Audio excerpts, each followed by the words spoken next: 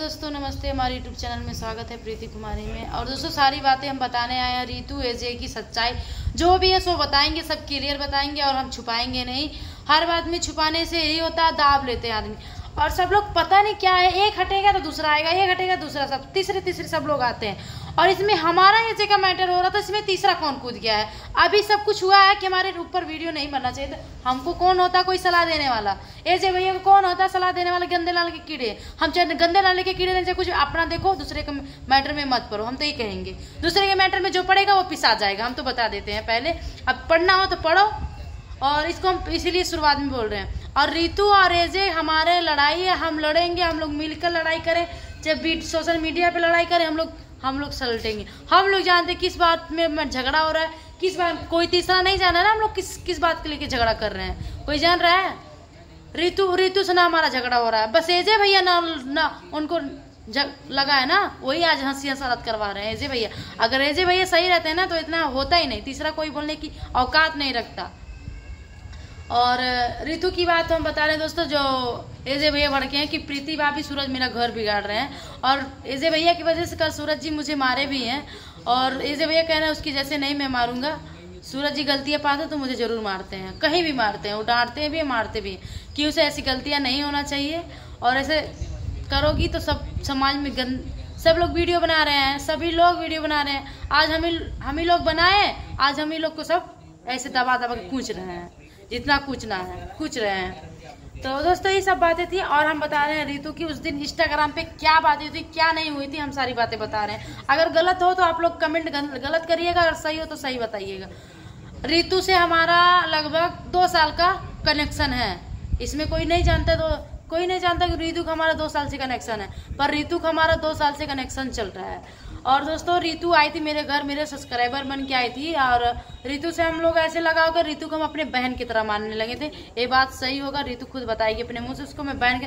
आज शायद आप मेरे शॉर्ट वीडियो में भी बोले थे कि मेरी खोई हुई बहन मुझे मिल गई। दोस्तों आपको पता है मेरी कोई बहन नहीं, अगर कोई अगर मिल जाती तो उसको मैं बहन की तरह मानने लगती हूँ, और बहन की तरह जैसे मतलब हक जताने लगती हूँ। इसीलिए तो जो समझता है तो समझ लेता है, जो नहीं समझता वो नहीं समझ। तो रीतू को प्यार हो गया एजे भैया से, जब मतलब मैं मेरे घर आई रीतू, मैं स्टोरी में बुलाई कि आओ काम को, तो धीरे धीरे एजे भैया से प्यार हो गया। तो मुझे शक होने लगा कि रीतू को प्यार हो रहा है, पर मुझे ये लगा कि एजे भैया अपने धर्म के नहीं है, रीतू हमारे धर्म का, हिंदू धर्म की है, तो उसको शादी नहीं करना। तो इसके बाद उसको समझाएं कि प्यार करती हो एजे भैया से, कह रही है नहीं हम एजे भैया से, कह रही है नहीं हम प्यार नहीं करते हैं। एजे भैया से सूरज पूछे कि प्यार करते हो रीतू से, बोले कि नहीं हम प्यार नहीं करते हैं। वहाँ सभी लोग इनकार कर दिए कि प्यार नहीं करते हैं।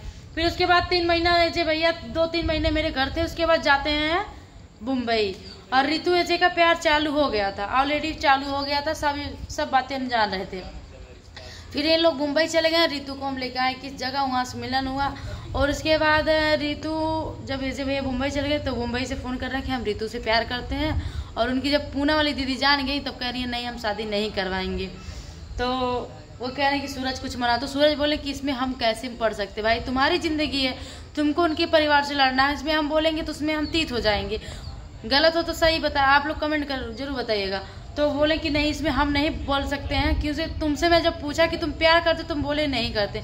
रीतू से पूछा गया, बोले कि नहीं, तो हम कैसे जानेंगे तुम लोग प्यार करते हो, भाई तुम दोनों जानो कि प्यार करते हो कि नहीं, तो तुम उनके परिवार से समझो और निपटो। तो उसके बाद उनसे क्या हुआ, फिर एजे खान में आए खलीलाबाद, हम लोग को नहीं पता, तीसरे आदमी के पास से पता कि यहाँ खलीलाबाद में रीतू रूम लेकर रहती है एजे खान से। तो उसके बाद सब वहाँ रहने लगे थे बस्ती। फिर उसके बाद हमारी शादी जब हुई तब वहाँ से फ़ोन आया, एजे भैया फ़ोन कह रहे सूरज भाई शादी कर लिया, बताया मुझे नहीं, प्रीति भाभी कैसी है। तो बोले सूरज जी बोले क्या हो यहाँ रहा जा, साथ में रह जाएगा, जो होगा सो होगा। तो उसके बाद हम रीतू को बुलाए, तब रीतू सारी बातें बताने लगी दीदी। और अभी हम बोले कि एजे भैया से प्यार करती थी, बताई कि कह रही दीदी हम बतावल चाहता नहीं, बल्कि डर था ना कि आपसे हम डरते थे कि अगर कह देंगे तो आपको कैसा लगेगा, बुरा लगेगा, क्यों सूरज जी जाके दोस्त हैं। कहें ठीक है जाने दो, जो हुआ सो होगा। तो कह रही है दीदी कि बताओ शादी करी अच्छा है कि ना अच्छा है। कहानी शादी करो कोई बात नहीं, एक बार 1 साल 1.5 साल समझो, एक दूसरे को समझो, रहो साथ में, देखो कैसा है कैसे नहीं है। तो कह रही है जब से दीदी मिले तब से बहुत अच्छा ध्यान रखते हैं, मतलब ये नहीं महसूस होने देते हैं कि मेरी माँ बाप बहन नहीं है, मतलब रितु के माँ बाप नहीं है, छोटी सी थी रितु, उसकी माँ एक्सपायर कर गई थी। और जैसे रितु जब यूट्यूब चैनल खोली थी, सोची अब मैं कुछ करूँगी, तब तक उसके पापा एक्सपायर कर गए।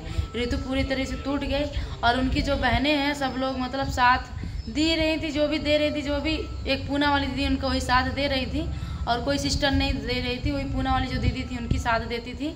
और वही कपड़ा लता जो भी, मैं भी साथ में रहती तो पैसे कौड़ी कपड़ा लता के देती थी, तो भी रितु कहती थी रितु जो भी देती है ना ताना मार मार के दीदी देती हैं, इसीलिए खलता है कि मैं क्या करूं कि मैं भी पैसा कमाऊं, कि उनसे पैसा मांगने की हम समझते कि भाई वो पैसा देगा तो जल जल के ताना मार मार के देगा कि उसे होता है। तो रितु सब अपनी दर्द बताए, तो रितु को हम क्या गलत बोल दी, तो हम बोले ठीक है। तो कह रही है अच्छा शादी कर ले कोई इस धर्म से, तब कहनी कर लो, तुम्हारी कह रही हमारी दीदी मना करें कि मुस्लिम जात से शादी मत करो, अपने धर्म में शादी करो। तो कहनी देखो तुमको रहना है, तुम्हारी ज़िंदगी है, कैसे रहना है कैसे नहीं है, तो ठीक है तुम्हारी दीदी जब ऐसे करें तो अपने धर्म में करो, तो तुम्हारी दीदी मान जाएंगी। अच्छा भी बात है कि अपने धर्म में शादी करोगे, रीति रिवाज से करेंगे। अगर ऐसे भैया होगा तो शायद रीति रिवाज से नहीं शादी हो पाएगा। तो कह रही हाँ दीदी हम भी समझ रहे हैं।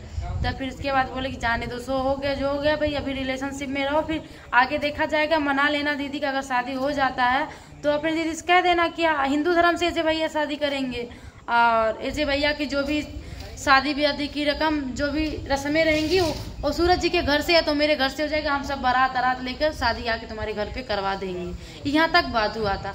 तो रितु बोली हाँ ठीक है दीदी, ऐसी हो ठीक है। रितु को हर बातें हम लोग आपस में बातें करने लगी।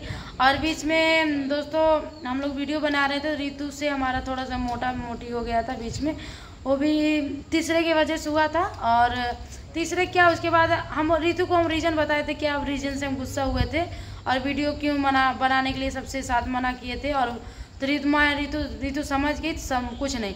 तो उसमें तीसरा बोलता है कि अरे मुझे वीडियो बनाने के लिए मना करता, हम रितु को सारी बातें बताते, रितु सारी बातें जानती है।